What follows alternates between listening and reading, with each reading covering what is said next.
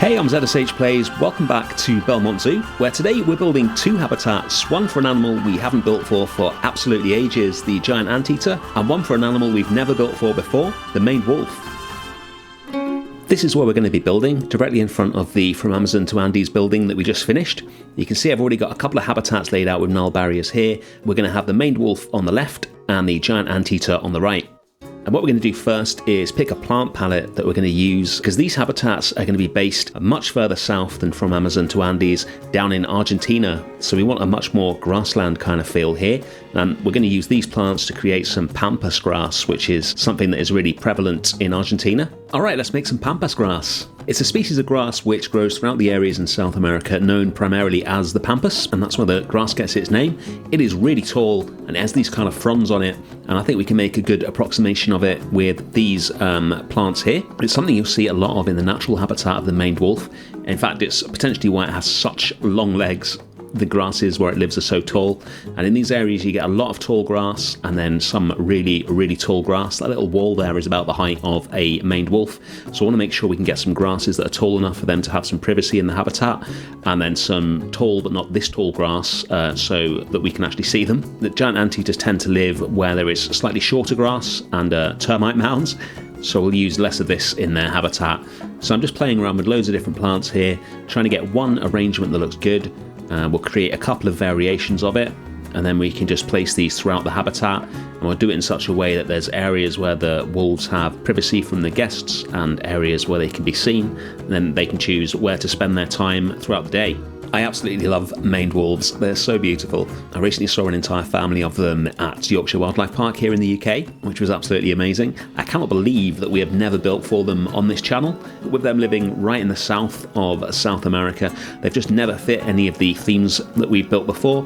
We normally tend to go with the Amazon, like we did a couple of weeks ago, but it is high time that we had them in one of our zoos, and so really looking forward to building this and getting them in here today. We've pretty much finished the first arrangement of grass here, and now we're just going to make a little variation of it that's a little drier and a little lower, so we can start placing these all around and the habitat won't look too samey. We won't just be using this grass on the inside of the habitat, we're going to use it on the outside as well, so it sort of ties together the area where the guests are and the area where the animals are and makes it more immersive. And then we're going to create one more little tuft of grass using this brilliantly named plant from New Zealand. If we turn it upside down, get some nice dry looking grass here, so we can just have a few tufts of these around. You might even use the in-game long grass in this habitat, which we pretty much never ever do. And there we go, that's the plant palette done. Let's start building the habitat. First up, we're going to move this arrangement of plants out of the way. Just put that there to make the front of the building look more attractive for the cinematics last week. But we don't want those. It's not really a very grasslandy kind of arrangement of plants, that. So we'll put that behind here. And for the moment, that will separate the South American area from our elephants. And then we'll put the barriers in. According to the Zoopedia, you need 3 meters or over 3 meters to keep the maned wolf in, which is really high. I did some research, checked out the maned wolf care manual, and they advise at least 2.3 meters, which is a bit more manageable, so we will go with that. We're in sandbox mode, so I've got escapes turned off. They're not going to jump over this. But I'm also going to lower the terrain on the inside of the barriers a little as well, just to give us a bit more height. Doing it on that side of the habitat means it won't be any higher from the guest perspective. And then we're going to start decorating these. We're going to make heavy use of the temple pieces in this build. They're really nice, but a lot of them are really specific. I don't want to build a cheesy South American style temple, but some of the broken pieces and the single stones like this are really useful for doing builds that are slightly South American in feel without going over the top with cheesy theming. So we're going to use these to line the bottom of the glass. I'm just using the glass to kind of lay out where the barriers are going to go for the moment. There will be a main viewing area that uses glass. The rest of it is going to be fencing and rock work. But we'll do everything with glass at the moment just so we know where we're going. Always a pain doing this one by one manually, and always worth it when you zoom out and take a look. So let's do that. There we go, that makes a nice base for it. I originally put these temple pieces here for decoration, but we're actually going to use them to create the viewing gallery because they look really nice. I think they look really fitting. We'll build a viewing gallery here. So the way it's going to work is on either side of the path there's going to be habitats, and the guests will be able to choose between those, and this will complete the full South American journey that we're going to take guests on from Argentina in the south up to the Amazon, and then the forests above the Amazon, and then finally the Andes. Should be really cool when it's all finished by the end of the episode. What we're doing here is just obscuring some of the edges of the habitat with these grasses. I want to have certain places where the wolves can be seen and places where they can't be. So this kind of corner here will be filled with grass. And again, we'll just put loads of these little piles of grass in, make sure we're rotating them and varying the heights and things like that. Get it looking nice and natural. All right, that looks good. Let's move on to the main viewing area. What I want to do here is have the path raised slightly. So I'm just using the shift key to move that up a little bit. And then we will join this on to the big path that is leading people into the from Amazon to Andes area. It takes a bit of doing, but we'll get there. There we go. Don't mind about those curbs, we'll cover those up in a second. Just want to give the guests a slightly better view by raising the path. And then once we got the path in, we can move these temple blocks to properly define the edge of the viewing area. So we got a load of curbs and some twilight pathing there. We need to cover those up. So we're going to use more of the temple blocks just to join the main sandy path onto this little path here. We'll have those slanted up so that you can walk up them, or you can get a wheelchair up them so it's fully accessible. And then we'll move on and cover up the path because we don't want to drop there. So I'm going to use one of the larger temple blocks to create some paving slabs. We'll just put one of these in at the right height, and then we can start cloning this and rotating it so it doesn't look the same. And we'll just get these along till they join up to the habitat barrier at the front. And then once we've got arrangement of those, we can just copy that across, fill in this whole area.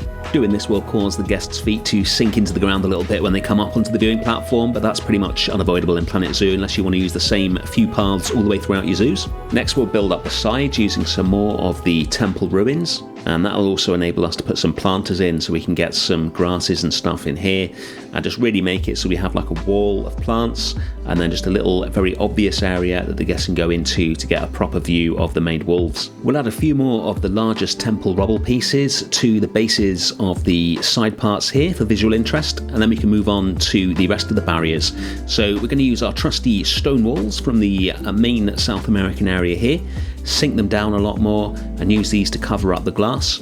And once they're sat in behind all the grasses that we just added in there, they look really nice. We've already got some slightly drier looking plants and branches on top of them, and they just match really nicely with those grasses there, so no need to do any changes to these today. And we'll just keep placing these until this corner is done. And then we're going to move on to the rest of the barriers. So these glass ones here are going to be replaced with chain link.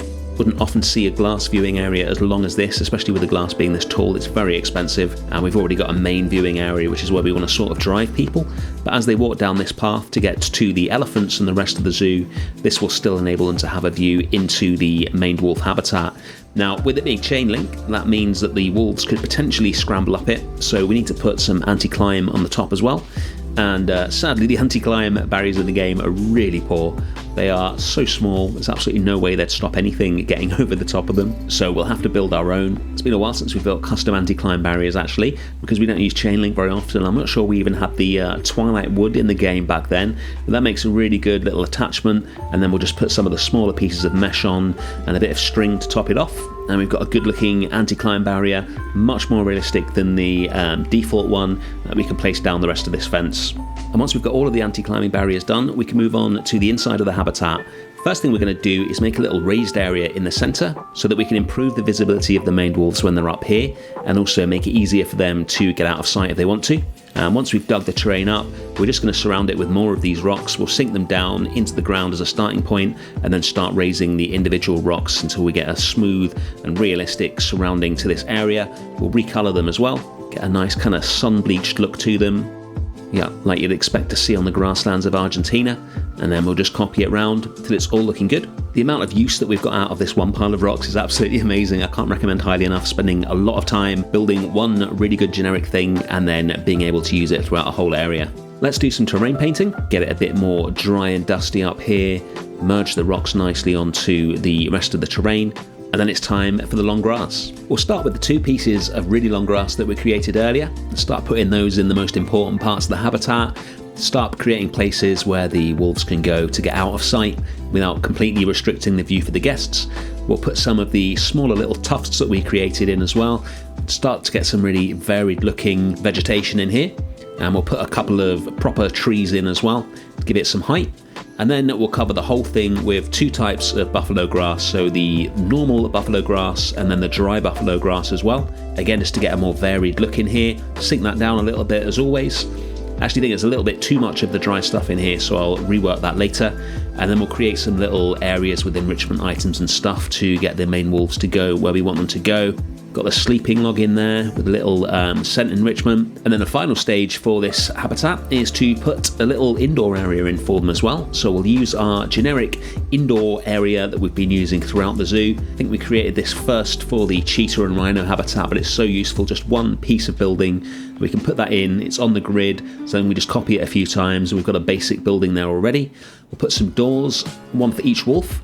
And then, as so often in zoos, we will cover it in wood cladding so we don't have this awful looking breeze bot building at the back of the habitat. It is a little bit visible from the main viewing area, not very much, it's right at the back, but we'll cover it in wood to make it a lot more attractive. As we're in sandbox, we don't actually need the Maned wolves to get in here, so we're free to design a building that looks the way we want it to look without having to put massive doors on it. And then it's down to details, so what we're going to do is put some patterns on the glass at the bottom so that people don't walk into the glass or kick it accidentally.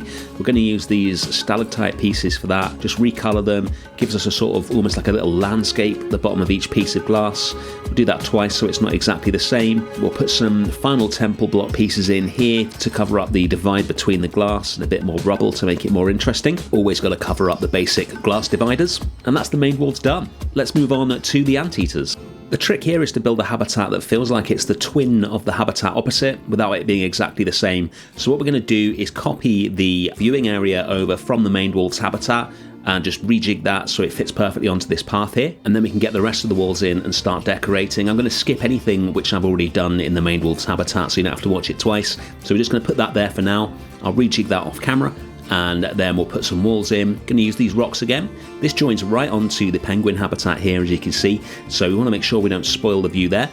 And you'll see this in the cinematics at the end, but I think it actually enhances the view when it's finished with some more plants and things like that behind the penguins. We'll drop that building in again and just adjust it a little so it fits perfectly for the anteaters. Due to where the habitat gate is, it's going to be at the back by the indoors for the penguins. The anteaters actually need to be able to get into this building, or more accurately, the staff need to be able to get through the building and out into the habitat. So we'll do some work on that to make it a functioning building. And then obviously we're going to cover the whole habitat with termite mounds, seeing as we've got anteaters in here. We'll give them a forage box as well, do our usual covering up of that, sink it into the terrain. This is the first time in the zoo we've actually built something that joins onto another area. All the areas have been separate so far, so it's really cool to see this starting to come together. We've got a lot more work to do on the entrance plaza, of course. We've only got penguins in there at the moment, but I really like seeing how the penguins join onto this anteater habitat. We'll put some more of the grass in, along with this giant bamboo that we've got lining the back of the habitat. That's a blueprint that we've had since San Bernardino Zoo, always useful and something you see a lot of in zoos to fill in backgrounds. We'll cover the entire habitat in the inevitable buffalo grass, can't forget that. And we can't forget the off-show area either, so we're just going to do a little bit of tidying up here from where the penguin building joins on to the anteater building, just using some plaster panels to cover up the gaps in the paths and things like that.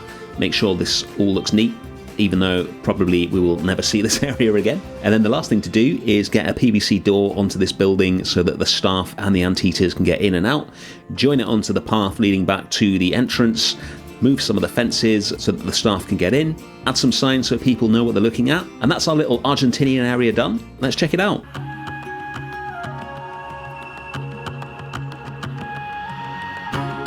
The Maned wolves look absolutely gorgeous in this habitat. I'm pleased with how all this grass looks as well. Something about the way the light hits this habitat works really nicely. I still can't believe it's taken so long to get these guys into one of our zoos. And here's the anteaters. Love watching these guys just plod around their habitat. They're pretty impressive when they run, actually. I've seen them running in a zoo once, and those guys can move at a fair clip.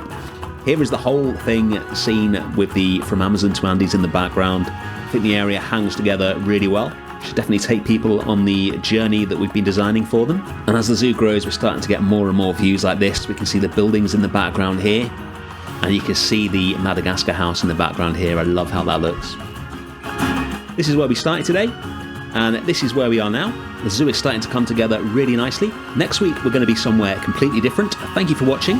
Thank you to those of you who've joined the Explorers Club. Hit the join button on the channel if you want to see your name up here, and I'll see you next week.